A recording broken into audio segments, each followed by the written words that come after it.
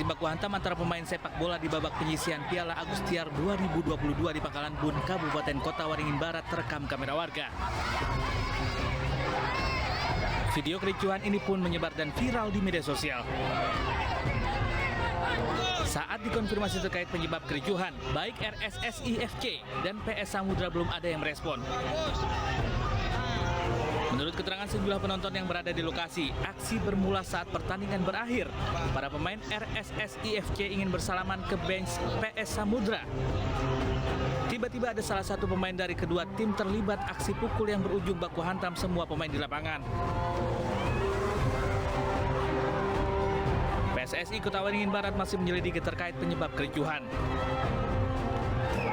Banyaknya massa membuat petugas kewalahan melerai kericuhan, namun diketahui kericuhan ini pun berakhir damai.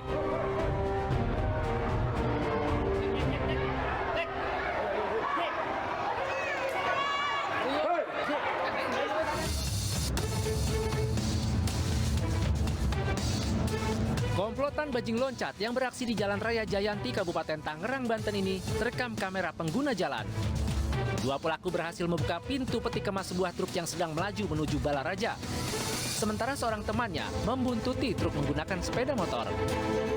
Pelaku berhasil mengambil satu karung berisi jagung yang kemudian turun dengan cara meloncat. Peristiwa terjadi pada sore hari saat kondisi sekitar sedang ramai. Meski banyak warga yang menyaksikan aksi pencurian, namun tidak ada warga yang berani bertindak karena khawatir para pelaku membawa senjata tajam. Emang tadi waktu sore kejadian di situ, merasakan warga. Itu ada berapa orang waktu itu? Ada 2 orang, sebenarnya ada 3 orang, yang satu di motor, yang 2 itu di mobil. Berbekal rekaman video warga, unit reskrim Polsek Cisoka yang mendapatkan laporan segera melakukan penyelidikan untuk menangkap komplotan bajing loncat tersebut.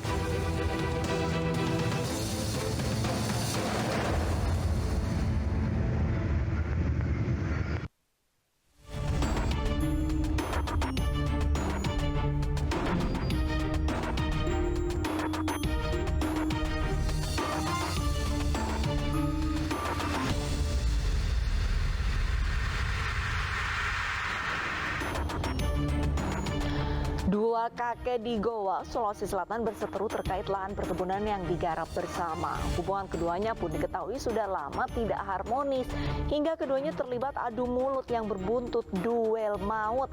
Perseteruan tersebut akhirnya berakhir dengan seorang diantaranya meregang nyawa, sementara seorang lainnya menyerahkan diri ke polisi.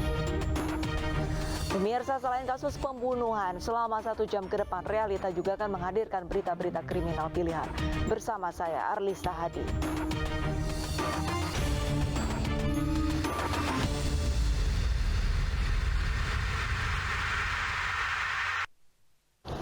Seorang pria di Jember, Jawa Timur, tega berusaha menghabisi nyawa ibunya sendiri. Pelaku diduga mengalami depresi setelah lama berpisah dengan istrinya. Lokasi jalan minggir ya, yang tidak berkepentingan minggir dulu. Warga Desa Gerahan, Kecamatan Silo, Jember dikejutkan dengan peristiwa tragis yang dilakukan oleh seorang pria berusia 40 tahun. Senjata? Pria ini diketahui menganiaya ibu kandungnya yang berusia 65 tahun saat tertidur pulas di kamar. Dengan senjata tajam, sang anak menganiaya ibu hingga alami luka parah di bagian leher. Peristiwa ini pun diketahui penghuni rumah lainnya saat mencurigai pelaku masuk ke kamar ibunya dengan membawa sebilah pisau. Dapat laporan, polisi pun langsung bergerak meringkus pelaku. Waktu korban sedang tidur ya, didatangi sama anak kandungnya dan langsung dianiaya pada bagian lehernya menggunakan pisau sehingga mengakibatkan luka sayat yang cukup lebar pada bagian leher dan langsung dilarikan ke klinik Puspa Medika. Oleh klinik Puspa Medika langsung dirujuk ke Rumah Sakit Dr. Subandi, Jember. Beruntung korban selamat dan dalam perawatan di Rumah Sakit Umum Subandi, Jember. Kini polisi masih memeriksa intensif pelaku termasuk juga kejiwaannya. Diduga pelaku depresi setelah lama berpisah dengan istrinya.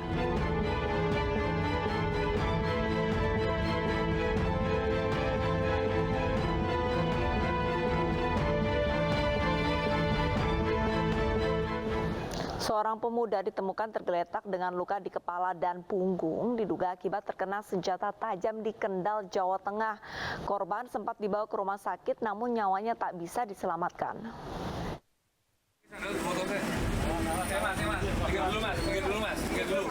Polisi olah tempat ditemukannya seorang pria bernama Bagus Prasetyo yang tergeletak bersimbah darah di gerbang masuk Kampung Kerajaan Desa Pelantaran, Kaliwungu, Selatan, Kendal. Korban menderita luka parah di kepala dan punggung, diduga akibat terkena senjata tajam. Tidak ada yang mengetahui peristiwa yang dialami korban. Warga yang rumahnya di samping lokasi hanya mendengar suara ramai dan teriakan minta tolong. Namun ia tak berani keluar rumah. Sementara korban sempat menelpon temannya untuk datang ke lokasi. Setibanya di lokasi, korban dibawa ke rumah sakit, namun nyawanya tak tertolong. Itu teman saya itu ya, Pak. Itu lukanya apa, Mas? Kayaknya di kepala dulu, Pak. Kepalanya? Senjata tajam berarti? Iya, bukan senjata tajam. Tajam. Habis itu saya angkat dan saya ke bantu. Polisi masih mengumpulkan sejumlah barang bukti dan memeriksa sejumlah saksi. Kan seorang laki-laki yang tergeletak di jalan masuk desa di Kerajaan. Setelah TKP kami awal ada luka-luka di badan dan di kepala, indikasi senjata tajam.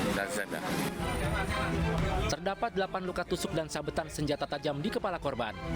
Kasus ini kini ditangani Polsek Kaliwungu dan Polres Kendal.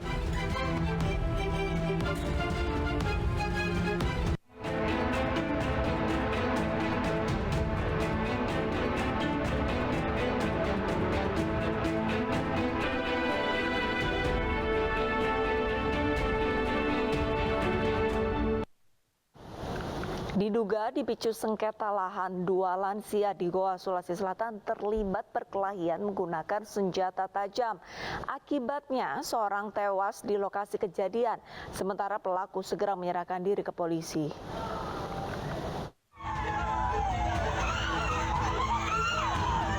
Warga korban penganiayaan ini histeris melihat tubuh Abdul Majid tersungkur bersimbah darah di Dusun Julu Pak Mai, Goa, Sulawesi Selatan. Kakek 70 tahun ini tewas dengan luka akibat senjata tajam di sejumlah bagian tubuhnya. Menurut sejumlah saksi, musibah terjadi saat korban yang melintas di depan rumah tetangganya, Jumari, mengeluarkan kata-kata kasar. Jumari pun terpancing emosi hingga terjadi duel maut menggunakan senjata tajam. Naas, Abdul Majid tidak bisa menghindari serangan hingga terkena tikaman senjata tajam tetangganya. Melihat korban terkapar, pelaku segera menyerahkan diri ke kantor polisi. Dari keterangan pelaku, hubungannya dengan korban sudah lama tidak harmonis lantaran bersengketa terkait lahan garapan. Setelah melakukan kegiatan penganiayaan terhadap korban, si pelaku langsung ke Polres Goa untuk menyerahkan diri, untuk mengamankan diri. Menurut keterangan yang ada saksi di lapangan, bahwa memang terjadi adu argumen antara pelaku dengan korban dan kemudian korban sempat menarik pisau yang berada di pinggangnya dan kemudian terjadi adu baku hantam ataupun dengan bentuk penganiayaan dan lain sebagainya. Selain melakukan pemeriksaan terhadap pelaku, polisi juga menyita senjata tajam milik korban dan pelaku, serta sepeda motor korban sebagai barang bukti.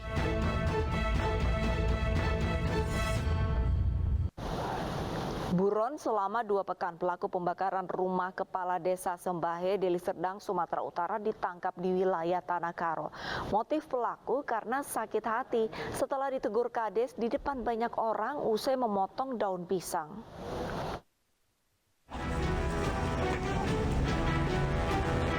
Pedoman Tarigan ditangkap petugas unit reskrim Polsek Pancur Batu, Deli Serdang, Sumatera Utara di tempat persembunyiannya selama 2 pekan di wilayah Tanah Karo.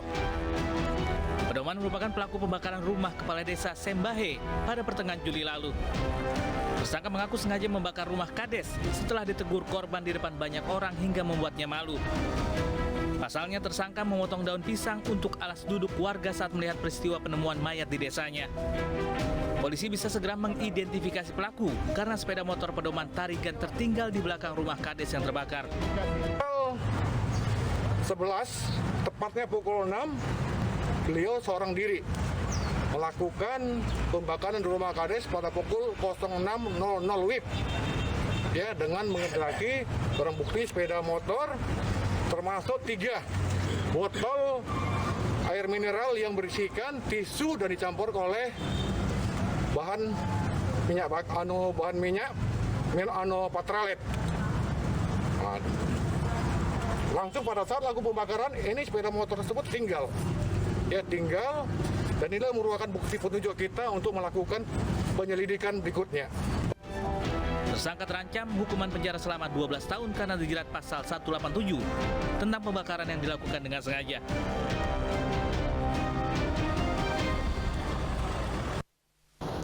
Seorang siswa SMP ditemukan tewas di Sungai Waikabul, Lampung Barat, Lampung akibat dikeroyok teman-teman sekolahnya. Motifnya para pelaku tidak terima dilaporkan oleh korban ke guru karena sering melakukan perundungan.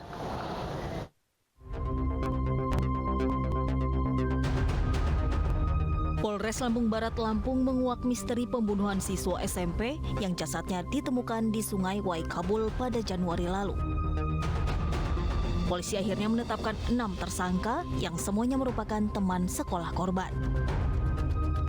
Dari hasil pemeriksaan, pengeroyokan ini bermula saat korban yang kerap dibuli oleh salah satu pelaku melawan hingga terjadi perkelahian. Rekan korban kemudian melaporkan insiden ini ke guru BP hingga pelaku dipanggil dan ditegur. Dendam karena laporan tersebut, pelaku kemudian mengajak 5 rekannya untuk mengeroyok korban. Korban yang diajak bertemu di kebun kopi kemudian dikeroyok hingga tewas.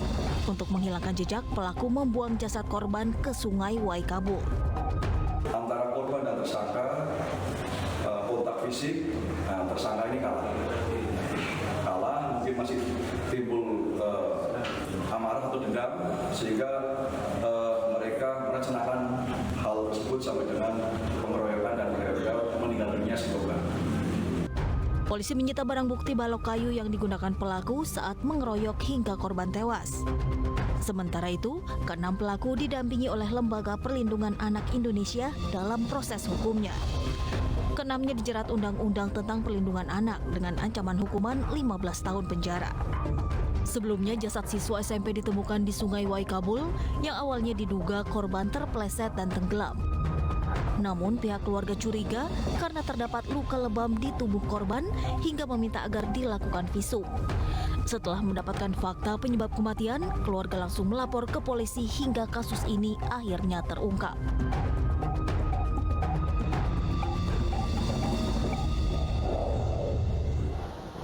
Balas dendam usai tawuran, 2 siswa SMK di Palembang terluka bakar disiram air keras oleh siswa lain yang menjadi lawannya. Setelah sempat kabur, 2 pelaku akhirnya ditangkap.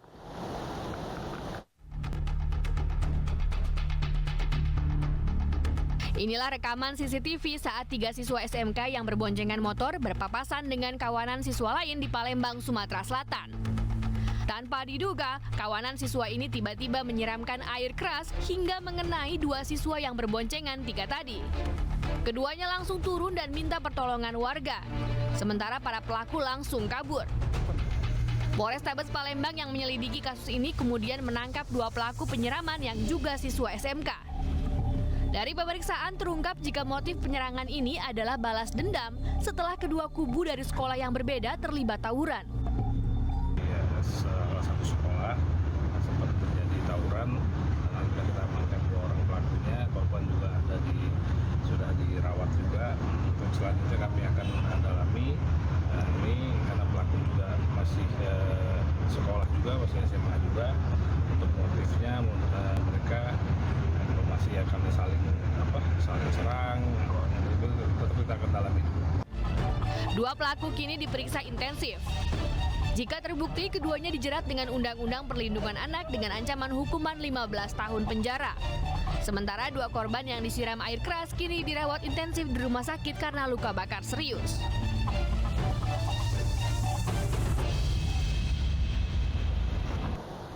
Di Banyuasin, Sumatera Selatan, pasangan suami istri tewas ditembak bekas karyawannya. Pelaku mengaku sakit hati karena sering dimarahi korban.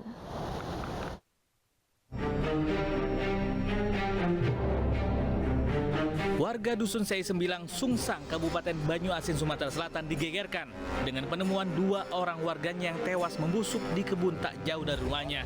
Yang dibuang Korban pasangan suami istri tewas dengan luka tembak di tubuhnya. Korban pertama kali ditemukan keluarga saat berkunjung ke rumah korban. Polisi yang mengidentifikasi lokasi menemukan sejumlah barang bukti, di antaranya sepeda motor korban yang dibuang ke sungai oleh pelaku. 1 dari 3 pelaku ditangkap oleh tim Jatanras Polda Sumatera Selatan. Kepada polisi, pelaku nekat membunuh korban karena dendam. Tersangka ini pernah dimarahi oleh istri atau dari korban. Kemudian timbullah niat untuk membunuh dari para pelaku. Korban itu ditembak bagian mana Pak? Belakangnya Dan. Mana? Kan pakai tangan mana? Belakang ini Dan. Terus? Itu yang suaminya itu? Iya Dan. Yang istrinya? Yang istrinya? Istrinya belakang juga.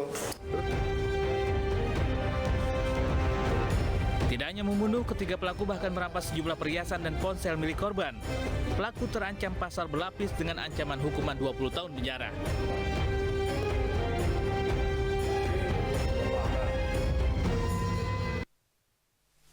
Pemirsa, menyelesaikan sebuah perkara dengan tindak kekerasan hanya akan berbuah penyesalan. Selesaikanlah setiap permasalahan dengan bijak, salah satunya dengan meminta bantuan aparat terkait.